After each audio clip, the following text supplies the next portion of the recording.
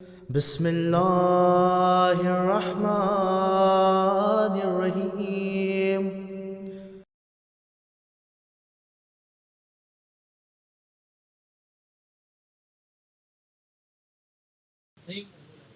لا حول ولا قوة إلا بالله العلي العظيم. أعوذ بالله السميع العليم من الشيطان الرجيم. بسم الله الرحمن الرحيم. الحمد لله الواحد الأحد الفرد الصمد الذي لم يلد ولم يولد ولم يكن له كفوا أحد. الصلاة والسلام والتحية والإكرام على النبي الأمي المكي المدني الهاشمي القرشي المطلبي سيدنا ونبينا وشفيع ذنوبنا وحبيب قلوبنا مولانا مولى الثقلين جد الحسنين أبي القاسم محمد اللهم صل على محمد وعلى أهل بيته الطيبين الطاهرين المعصومين المظلومين المنتجبين المنتخبين ولعنة الله على أعدائهم ومنكر فظائعهم ومنكر مصائبهم ومنكر جلالتهم ومنكر شجاعتهم ومنكر سعادتهم ومنكر زيارتهم ومنكر سيادتهم ومنكر ولايتهم وغاصب حقوقهم ومنكر عرشهم أجمعين من يومنا هذا إلى قيام يوم الدين. أما بعد فقد قال الله سبحانه وتعالى في محكم كتابه الكريم. بسم الله الرحمن الرحيم. الحمد لله الذي هدانا لهذا وما كنا لنهتدي لولا أن هدانا الله. صلى الله محمد عليه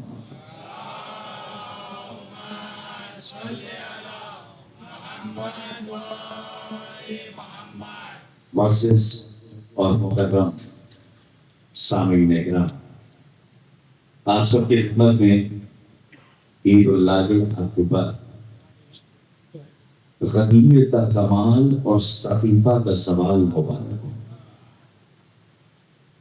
آج کے لیے ہماری یہ شب کتنی بابرکش شب ہے، کیونکہ یہ شب روز قدیر ہے اور کل کا دن تمام مومنین کے لیے اظہار ولایت کا بھی دن ہے اور اقرار ولایت کا بھی دن ہے. اور میں اپنے نوجوان طبقے سے مخاطب ہو کے صرف اتنا کہنا چاہوں گا کہ روز قدیر کی ایک سب سے بڑی حقیقت کو سمجھ لیں اور اپنی نسلوں تک منتقل کریں. روز قدیر ایجاد ولایت کا دن نہیں ہے، اعلان ولایت کا دن. دیکھیے یہ اصول جب آپ سمجھ جائیں گے تو کوئی آپ کو علی کی ولایت کے خیمے سے نکال کر اپنی ولایت کے خیمے میں لے جائے گا. اور اسے سنجیدگی سے سن لیجیے، کیونکہ آج کے بگڑے ہوئے دور میں اچھی باتیں سننے کے لیے کوئی تیار نہیں ہوتا، لیکن بگڑے ہوئے دور میں جب سدھرے ہوئے لوگ ملیں تو سدھری ہوئی بات کی جا سکتی ہے. تو اس لیے بہت آرام سے کہہ رہا ہوں اور بار بار کہہ رہا ہوں اپنے نوجوانوں سے کہ روز عید قدیر ایجاد ولایت کا دن نہیں ہے، اعلان ولایت کا دن ہے. کیوں؟ ایجاد کہتے ہیں کسی چیز کو پیدا کرنا، یعنی کوئی کسی چیز کا موجد ہے، یعنی وہ اس کا حل کرنے والا ہے. یعنی عید قدیر ولایت پیدا نہیں کی گئی ہے، میں کچھ کہنا، بلکہ وہ ولایت کہ جو علی کو دی جا چکی تھی، بس اس ولایت کا اعلان میدان قدیر ہوا. اور دلیل کیا ہے؟ دلیل سرکار ختمی مرتبت کی وہ حدیث کہ خود آخری نبی نے فرمایا کہ میں اس وقت بھی نبی تھا جب آدم آب و گل کے درمیان تھے. تو جیسے ہی نبی نے یہ حدیث ارشاد فرمائی کہ میں اس وقت بھی نبی تھا کہ جب آدم آب و گل کے درمیان تھے، فوراً نبی کے وسیع نے کہا میں اس وقت کی ولی تھا جب آدم ابراہیم کے درمیان. ایک اپنے نوجوانوں کی خدمت میں بات عرض کروں اور اس کو بہت غور سے سنیے گا کیونکہ بہت آرام سے آپ کی گفتگو سنی جاتی ہے تو بہت آرام سے 2-3 راز سن لیجیے. اور آج جس آیہ مبارکہ نورانیہ کی تلاوت کی ہے اسی ذیل میں یہ بات کہہ رہا ہوں. ایک فارمولا ہے آپ کے یہاں اور وہ واٹر کا ہے, پانی کا ایک فارمولا ہے کہ اب آپ چونکہ بہت قریب ہیں پانی کے حوالے سے جتنے بھی فارمولے ایجاد کیے گئے ہیں تو ضروری نہیں ہے کہ وہ جتنے فارمولے ہیں وہ پہلے نہیں تھے. نہیں, یاد رکھیے گا فارمولے آپ نے ایجاد کیے ہیں تو اس کا یہ مطلب نہیں ہے کہ یہ اسی وقت فارمولا ایجاد ہوا.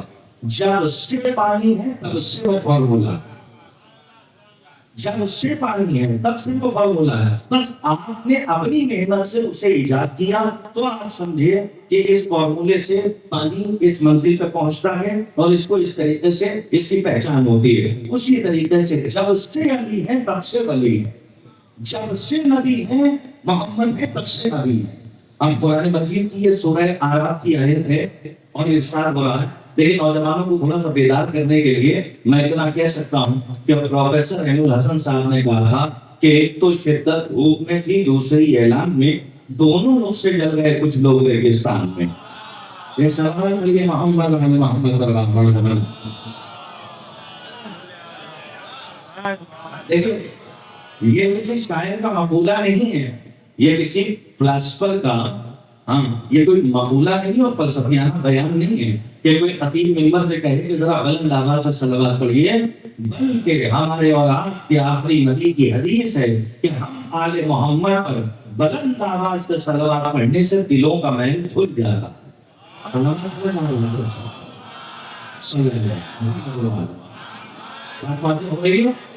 اس آیت کے ذیل میں دو باتیں سن لیجیے. قرآن مجید میں سورہ ہے, نوجوان سر اٹھائیں, قرآن مجید میں سورہ ہے جو سورہ اعراف کے نام سے مشہور ہے. اس سورے کی یہ آیت ہے اور اس سورے کا مکمل تعارف ہے. آپ نے اکثر خطیب اور ذاکر اور عالم سے منبر سے سنا ہوگا کہ جب وہ خطبہ پڑھتا ہے تو اس آیت کو پڑھتا ہے, الحمدللہ الذی ہدانا لہذا وما کنا لنہتدی لولا ان ہدانا اللہ. مسئلہ یہ ہے کہ ہمارے نوجوان یہی نہیں سمجھ پاتے کہ جو پڑھا جا رہا ہے یہ حدیث ہے یا آیت ہے. دیکھیے پہلی بات سمجھ لیجیے, جب ان کو یہ بات ہو جائے گا کہ یہ حدیث ہے آیت ہے تو پھر یہ بھی شوق کے ساتھ طور پیدا ہوگا کہ اس آیت کا ترجمہ کیا ہے. جب ترجمہ سمجھ لیں گے تو پھر یہ بھی شوق پیدا ہوگا تو اس آیت کی تفسیر کیا ہے. جب آپ کو آیت کی تفسیر سمجھ میں آ جائے گی تو صرف آپ اردو میں داد نہیں دیجیے گا, جب یہ آیت پڑھی جائے گی تو واہ کی سزا بلند ہوگی. تو ہمارے نوجوانوں کی ذمہ داری یہ ہے کہ صرف اور صرف آپ آیتوں کو سنیے نہیں, یہ سنا کیجیے, بلکہ آیتوں کی تفسیر کو پڑھنے کا شوق پیدا کیجیے. اس لیے کہ جب آپ کی اسٹڈی مضبوط ہو جائے گی تو یہاں سے آپ کو کوئی بہتا کر نہیں جا سکتا. تو آج ہمارے نوجوانوں کی ذمہ داری ہے, صرف خطیب ذاکر عالم کی ذمہ داری نہیں ہے کہ وہ کتابوں کی اسٹڈی کرے, بلکہ ہر اس بندے کی ذمہ داری ہے کہ جس کے دل میں علی کی محبت ہے. اگر اسے اتباع آل محمد میں زبان کھولنی ہے اور یہ چاہتا ہے کہ آل محمد کے دشمنوں کو جواب دے تو اب ذمہ داری یہ ہے کہ صرف ذاکر کتابوں کی اسٹڈی نہ کرے, بلکہ ہر مومن ہر سامع کی ذمہ داری ہے کہ وہ جس زبان میں چاہتا ہے. ارے ماشاءاللہ آپ کے گجرات میں ایک عالم دین گزرے ہیں جنہوں نے علی کی ولایت پر بہت کام کیا اور الحمدللہ میں نے ان کی سوانح حیات بھی پڑھی ہے اور ان کو میں جانتا بھی ہوں. ہو سکتا ہے ہمارا نوجوان طبقہ واقف نہ ہو اور جو کتابوں کی اسٹڈی کرنے کا شوق رکھتا ہے وہ اس عالم دین سے واقف ہو. تو آپ نے یہاں جو گجرات میں آپ کے یہاں گجراتی زبان میں ولایت پر کام ہوا ہے, اتباع آل محمد پر کام ہوا ہے, ہمارے نوجوانوں کی ذمہ داری ہے کہ ان علماء کی کتابوں کو تلاش کریں, ان علماء کی کتابوں کو لیں. ہم سمجھتے ہیں آپ اردو میں ویک ہیں, آپ کو اردو اتنی سمجھ میں نہیں آتی ہے, آپ عربی میں ویک ہیں, آپ پرشین میں ویک ہیں, آپ کو انگلش آتی ہے, انگلش میں اتنے کام ہوئے ہیں, یعنی رومن انگلش ہے, آپ فرینچ میں لے لیجیے اس میں بہت سے کام ہوئے, یعنی قرآن آپ کو, آپ دیکھیے قرآن ہو سکتا ہے آپ کو صرف ایک زبان میں ملے، لیکن ذکر آل محمد ہر زبان میں آپ کو ملے گا۔ یہ کمال ہے آل محمد کے ذکر کا کہ ہر مسلک کے پڑھے لکھے عالم دین نے پی ایچ ڈی کی ہے اور ان پر تحقیق کی ہے، اس لیے کہ قرآن ثابت ہے، جب تک بولتا ہوا قرآن اس خاموش کو نہ سمجھائے تب تک قرآن سمجھ میں نہ آ سکتا۔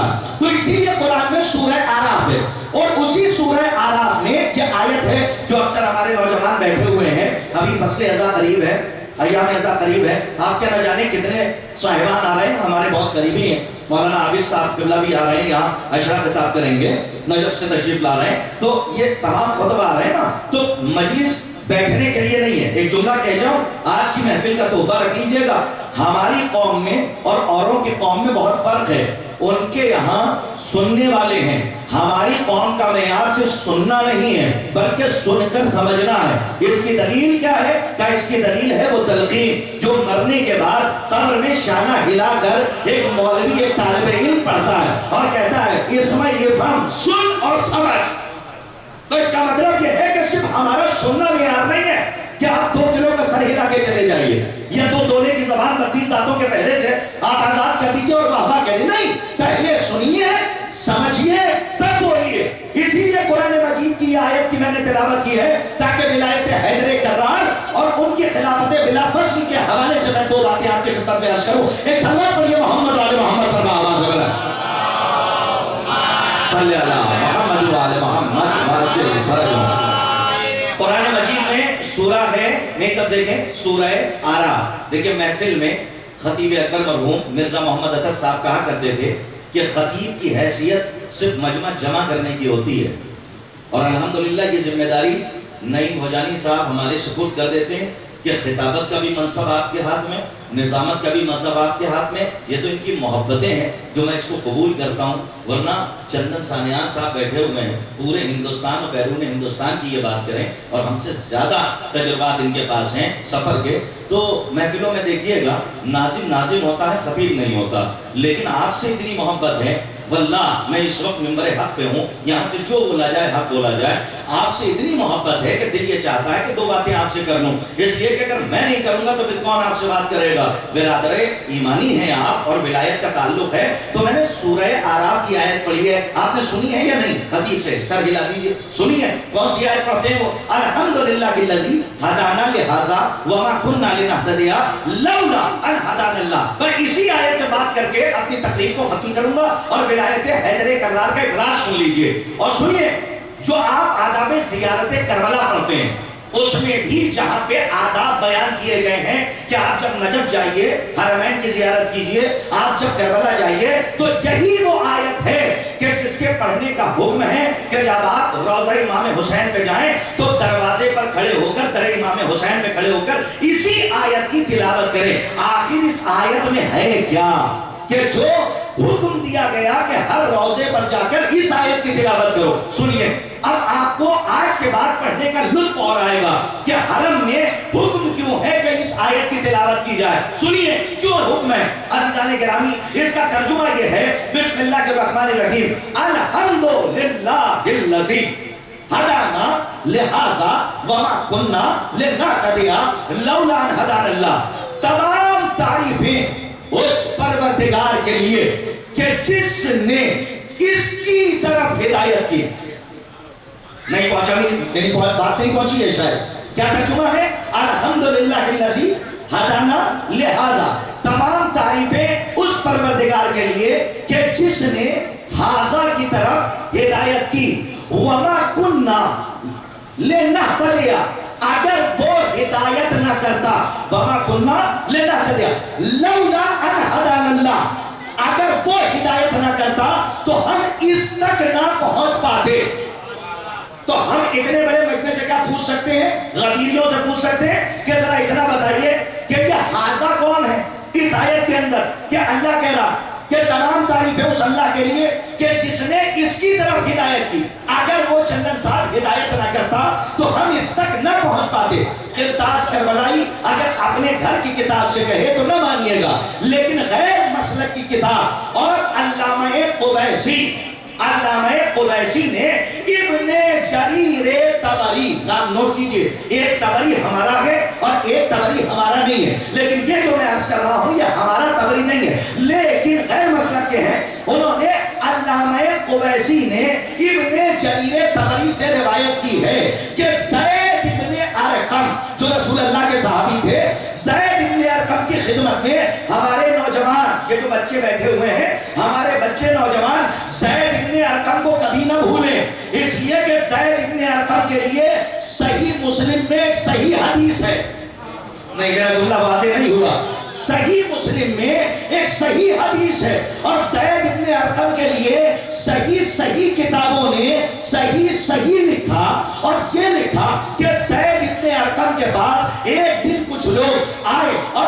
آیے تطہیر کا مسئلہ لے کر آئے، اور آنے کے بعد کہنے لگے خدا کی قسم زید ابن ارقم نے تو جو 2 جملوں میں جواب دیا، ایسا جواب آج تک اس طالب علم اسٹوڈنٹ نے کسی کتاب میں نہیں دیکھا کہ جیسا جواب، صاف جواب، ستھرا جواب زید ابن ارقم نے 2 جملوں میں دیا، 2 ورڈز میں دیا، اور اہل بیت کی عظمت کو بیان کیا۔ کون ہے زید ابن ارقم؟ صحیح مسلم میں باقاعدہ روایت موجود ہے کہ کچھ لوگ زید ابن ارقم کے پاس آئے تطہیر کا مسئلہ لے کر، اور سوال کیا کہ زید یہ بتائیے آیے تطہیر میں ازواج رسول بھی ہیں یا صرف اولاد رسول ہیں؟ نہیں میرا جملہ نہیں پہنچا، کیا سوال کیا کہ یہ بتائیے آیے تطہیر میں، توجہ، آیے تطہیر میں ازواج بھی ہیں یا صرف اولاد ہیں؟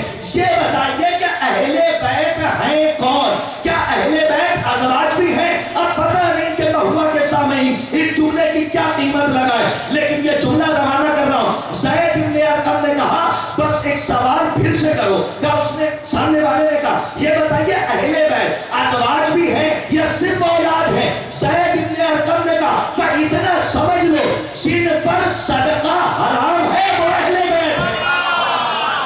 صلوات پڑھیے محمد آل محمد پر آواز ہو۔ کم از کم آج تو نعرہ ایسے لگے کہ صحیفہ میں آگ لگ جائے۔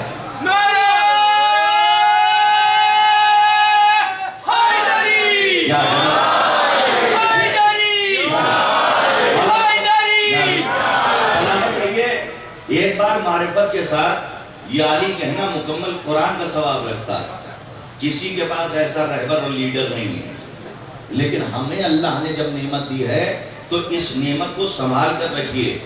آپ کو پتا ہے چھٹے امام رئیس مسلک جعفریہ کی بھی حدیث ہے، امام سامع آہو سے بھی حدیث آئی ہے، اور کئی طرق کے ساتھ تواتر کے ساتھ آئی ہے، اور وہ حدیث یہ ہے کہ اگر لوگ غدیر کی معرفت حاصل کر لیتے تو ملائکہ روزانہ زمین پر ان سے 10 مرتبہ مصافحہ کرنے آتے۔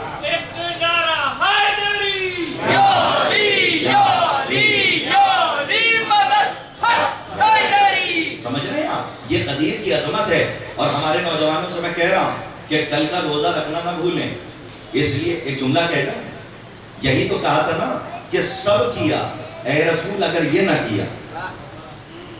آپ نے پورے سال میں مہینے بھر کے رمضان کے روزے رکھے اور ہر مستحب بھی روزہ رکھا، لیکن اگر یوم غدیر نہ رکھا تو پھر آپ نے کچھ نہ کیا۔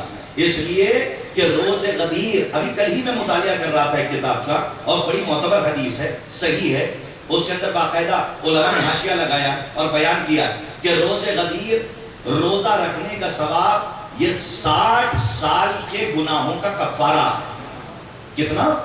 60 سال کے گناہوں کا کفارہ۔ اور ایک حدیث اور سن لیجیے صاحب، یہ عید الفطر میں اور عید الاضحیٰ میں جو بازار سج جاتے ہیں، اور ہمارے گھر کے جو بڑے بوڑھے ہیں اپنے بچوں کی انگلی تھام تھام کے جو جاتے ہیں بازاروں میں کہ نئے لباس بیٹے لے لو، نئی شیروانی لے لو، نیا کرتا لے لو، تمہیں کیا چاہیے؟ کا 2 چاہیے، 3 چاہیے۔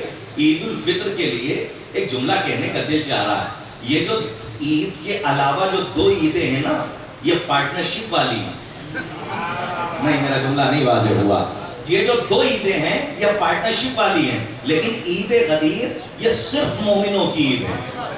جو مومن ہوگا وہی عید غدیر منائے گا۔ اور عزیزوں سن لیجئے، یہ جو عید الفطر میں بازار سج جاتے ہیں، یہ جو بچوں کو لے کر بڑے بوڑھے جاتے ہیں کہ نیا لباس لے لو، یہ لال سرخ آج پہن کر بیٹھے ہوئے بیٹھے ہوئے ہیں تو سرخ اگر آج نہیں پہنیں گے تو پھر ولایت کی لالی کب دکھائیں گے؟ ہاں یہ سرخی نہیں پہنے ہوئے ہیں بلکہ یہ صقیفہ پہ تبرہ پہنے ہوئے ہیں. ان کو تبرہ کرنے کی ضرورت نہیں ہے.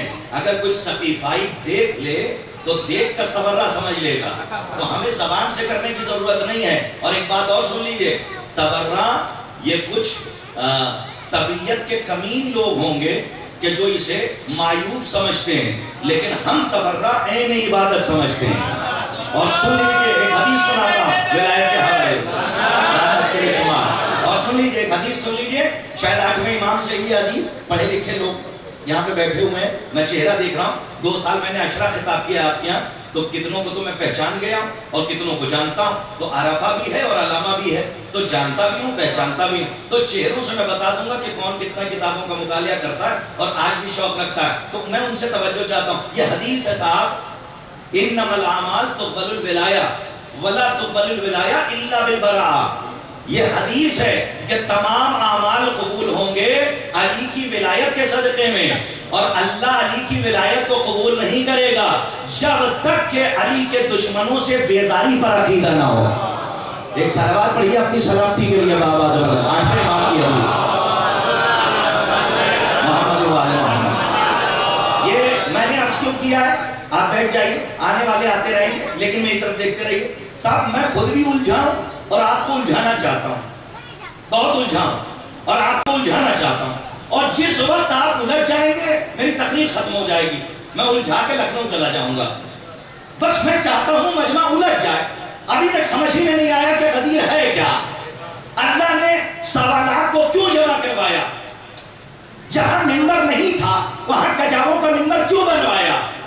3 دن کیوں رکوایا؟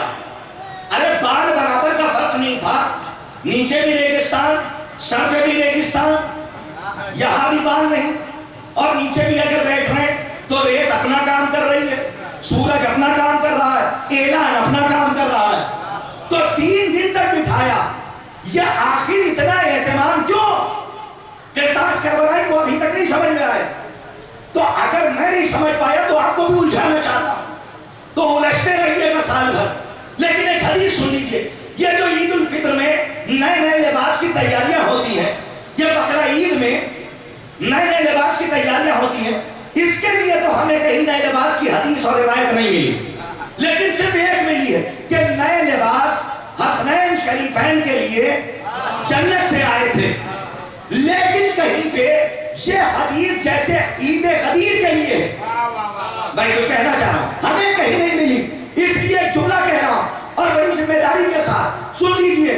ائمہ نے فرمایا معصوم کی حدیث ہے اور اسی پہ اپنے مرتبے پہ فخر کیجئے گا. ائمہ فرماتے ہیں, معصوم فرماتے ہیں, جس نے عین روز غدیر علی کی ولایت کی نسبت سے نیا لباس پہن لیا, سال بھر اسے حادثے کی موت نہیں ہو سکتی. صلوات پڑھیے محمد و آل محمد پر آواز. حضرات میں بہت معذرت چاہتا ہوں, ہمارے علماء کرام ذوی احترام تشریف فرمائیں. میں گزارش گزار ہوں کہ وہ دائشہ تشریف نہیں, یہ کیسے ہو سکتا ہے؟ ہمارے تمام سینئرز محترم مقام لائق صد احترام ہمارے برادران تشریف فرمائیں. میں گزارش کر رہا ہوں, ہمارے برادران بزرگ ہیں اور علماء کرام کی آمد پر آپ حضرات بآواز بلند صلوات ارشاد فرمائیں.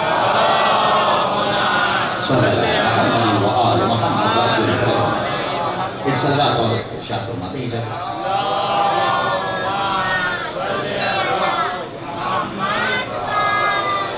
حضرات ایک صلوات اور پڑھ دیجئے, اس ثواب میں اضافے کا سبب بھی ہے.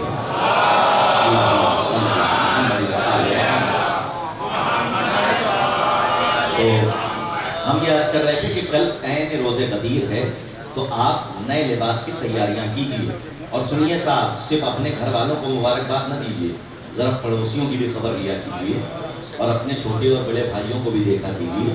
13 رجب میں بھی اور عین روز غدیر میں بھی آپ جائیے. تبلیغ کا ایک یہ بھی گوشہ ہے, اور شیرینی بنائیے, بانٹیے. جب پوچھیں کہ یہ کس لیے ہے تو آپ کہیے کہ آج ہمارے مولا کی ولایت کا اعلان ہوا جی. اور اس کے بعد باقاعدہ لکھیے آپ, من کنت مولا فہذا علی بن مولا, یہ حدیث اہل سنت برادران کی کتابوں میں بھی موجود ہے اور باقاعدہ. اور میں صرف اسی آیت کے ذیل میں ایک جملہ کہہ کے اپنی بات کو تمام کر دوں کیونکہ مجمع تو جمع ہو ہی گیا ہے اور مجمع ہی گیا ہے. اللہ کو مجمع بہت پسند ہے. نہیں میرا جملہ واضح نہیں ہوا. اللہ کو مجمع بہت پسند ہے اسی لیے غدیر کے میدان میں جمع کیا, عالم ارواح میں جمع کیا. یہ جمعہ جماعت کی نسبت سے محترم نہیں ہے, علی کی ولایت کی نسبت سے محترم ہے. اور بڑی ذمہ داری کے ساتھ کہہ رہا ہوں, یہ جب تمام مخلوقات کو اللہ نے ایک نقطے پہ جمع کر کے علی کی ولایت کا اقرار لیا اور اپنے محمد کی رسالت کو اور اپنی وحدانیت کا اقرار لیا تو وہ دن روز جمعہ کہلایا. تو اللہ کو مجمع پسند ہے. جملہ آہستہ سے پڑھوں گا. اللہ کو مجمع پسند ہے اسی لیے فرادہ نماز سے زیادہ ثواب جماعت کے ساتھ ہے. ابھی نہیں پہنچے آپ. ہر جگہ پہ اللہ کو مجمع پسند ہے. پتہ نہیں جملہ پہنچے کہ نہ پہنچے. اللہ کو مجمع پسند ہے کہ جو علی کی محبت میں جمع ہو. اجماع نہیں پسند ہے جو علی کی مخالفت میں کیا. صلوات پڑھیے محمد والے محمد آواز والا. کم از کم اتنے لوگ تو بیٹھے ہی ہیں کہ ایک صلوات پڑھتے تو بھاؤ نگر تک آواز چلی جائے. صلوات پڑھنے آواز چلی جائے.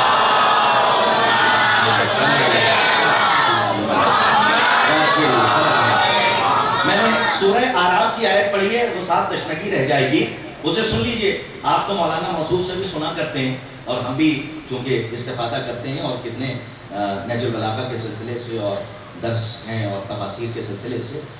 حضرات دیکھیے ایسی شخصیتوں کی ہم سب کے اوپر ذمہ داری ہے کہ قدر کریں, اس لیے کہ جب چیزیں ہم سے جدا ہو جاتی ہیں تب اس کی اہمیت کا اندازہ ہوتا ہے. الحمدللہ اتنی خدمت ہو رہی ہے اور ہمارے برادر بزرگ فرما رہے ہیں. میں نے ولایت کے سلسلے سے ان سے بھی سنی ہوگی آپ نے, الحمدللہ الذی ہدانا لہذا وما کننا لنہتدی لولا ان ہدانا اللہ. ایک تمام تعریفیں اس پروردگار کے لیے جس نے اس کی طرف ہدایت کی. اگر وہ ہدایت نہ کرتا تو ہم اس تک نہ پہنچ پاتے. تو اب اتنے بڑے مجمع سے پوچھ سکتا ہوں کہ اس میں مصداق حاضہ کیا ہے, کون ہے؟ تو اگر ہم اپنی کتاب سے پڑھیں, ہمارے پاس تو شیخ کلینی علیہ الرحمہ سامنے موجود ہیں صاحب, میں حدیث کا حوالہ دے سکتا ہوں. لیکن علامہ قبیسی نے ابن جریر طبری سے روایت کی اور وہ یہ لکھتے ہیں کہ زید ابن ارقم کی خدمت میں کچھ لوگ آئے. میں یہیں پہ ختم کر رہا ہوں, اس کے بعد نظامت کی ذمہ داری ہے. حالانکہ ہم یہ چاہتے تھے کہ علماء کرام بیٹھے ہیں, ان میں سے کوئی تقریر کرتا ہوں, ہم استفادہ کرتے, فصل اعزا قریب ہے, 2-4 گوشے مل جاتے تو کم از کم ہمیں بھی دعائیں مل جاتی اور ہم یہاں سے استفادہ کر کے جاتے. لیکن بہرحال ان کے لیے تو ایک سبق ہے جو میں سنا رہا ہوں. افہام و تفہیم کی منزل ہو سکتا ہے نوجوانوں کے لیے وہ. تو ابن جریر طبری سے روایت کس نے کی ہے؟ علامہ قبیسی نے. یہ ہمارا نہیں ہے, یہ طبری ہمارا نہیں ہے, یہ غیر مسلک کی میں بات کر رہا ہوں. ابن جریر طبری سے روایت یہ ہے کہ زید ابن ارقم کے پاس کچھ لوگ آئے, یہی سورہ آراف کی آیت لے کر الحمدللہ الذی ہدانا لہذا وما, پورا مجمع میں تب دیکھیں آخری بات ہے, الحمدللہ الذی ہدانا لہذا وما کننا لنہتدی لولا ان ہدانا اللہ. تمام تعریفیں اس پروردگار کے لیے چندن صاحب کہ جس نے حاضہ کی طرف ہدایت کی. بھائی توجہ, اس کی طرف ہدایت کی.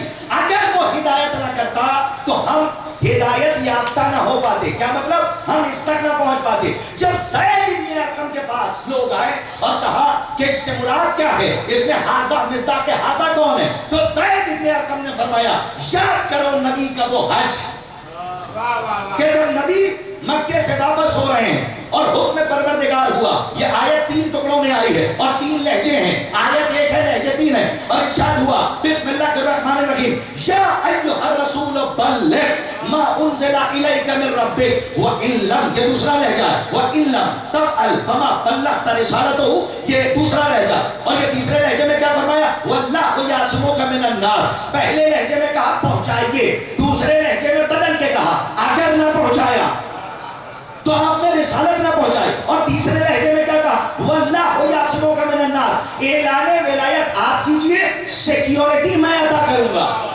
یعنی سیکیور میں کروں گا. اب عزیزان گرامی یہاں سے اس آیت کی ذرا قربت کو محسوس کیجئے کہ زید ابن ارقم نے کہا جیسے ہی یہ حکم آیا اللہ نے حاجیوں کے مجمع کو رکوایا. جو آگے چلے گئے تھے انہیں پیچھے بلایا, جو پیچھے رہ گئے تھے ان کا انتظار کروایا, اور اس کے بعد سوالات کو بٹھایا, علی کو اٹھایا, خود کو چھپایا, علی کو دکھایا, اعلان ولایت سنایا. اور کیا فرمایا کہ اللہ مولایا وانا مولا المؤمنین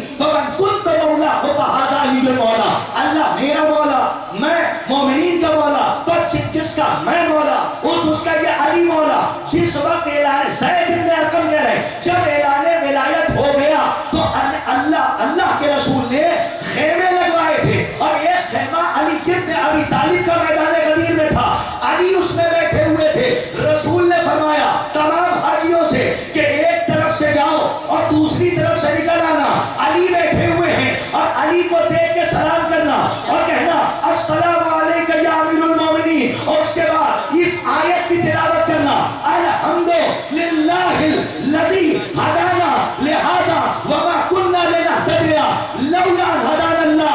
آیت کا ترجمہ کیا ہے کہ تمام تعریفیں اس پروردگار کے لیے جس نے اس علی کی طرف ہدایت کی۔ اگر اللہ ہدایت نہ کرتا ہم علی تک نہ پہنچ پاتے۔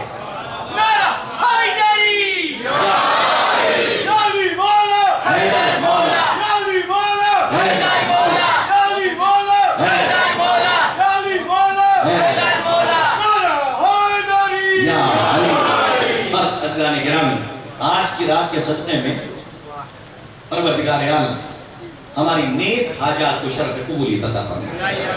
اور ہم آپ سے پھر گزارش کریں گے کہ کل کا دن بہت اہمیت کا حامل دن ہے، اور کل کا دن ایجاد ولایت نہیں ہے، اعلان ولایت ہے۔ اس کلیے کو اپنے پاس رکھیے گا، آنے والی نسلوں کے لیے استفادہ فائدہ ہوگا اور اسی سے استفادہ کرتے رہیے گا۔ ایجاد میں بہت وسعت ہے لیکن اعلان میں وسعت نہیں ہے۔ یہاں پہ پھر یہ سمجھ لیجئے کہ کلمہ حصر ہوتا ہے، پھر کوئی اس کلمے کو توڑ کے اندر نہیں آ سکتا۔ اب چونکہ اس وقت بھی محمد نبی تھے جب آدم آب و گل کے درمیان تھے، اور علی اس وقت بھی ولی تھے کہ جب آدم آب و گل کے درمیان تھے۔ اب چونکہ نعیم صاحب کا حکم تھا اور ہر سال رہتا ہے، اور اس سے پہلے کہ تقریر جو ہے طول پکڑ لے، میں چاہتا یہ ہوں کہ اب کوئی ایک جملہ نہ کہا جائے کہ بات سے بات نکل آئے، کیونکہ اتنا بڑا مجمع صرف شعراء کرام کو سننے کے لیے آیا۔ ہو سکتا ہے کہ ناظم کو بھی تھوڑا بہت سن لے، اور سنتا ہی ہے الحمدللہ۔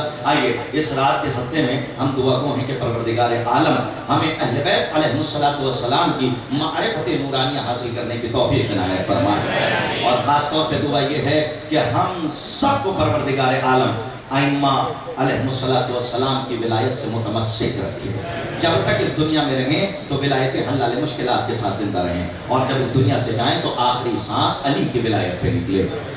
اعوذ باللہ من الشیطان اللعین الرجیم، بسم اللہ الرحمن الرحیم، ان اللہ و ملائکتہ یصلون علی النبی یا ایھا الذین آمنوا صلوا علیہ وسلموا تسلیما۔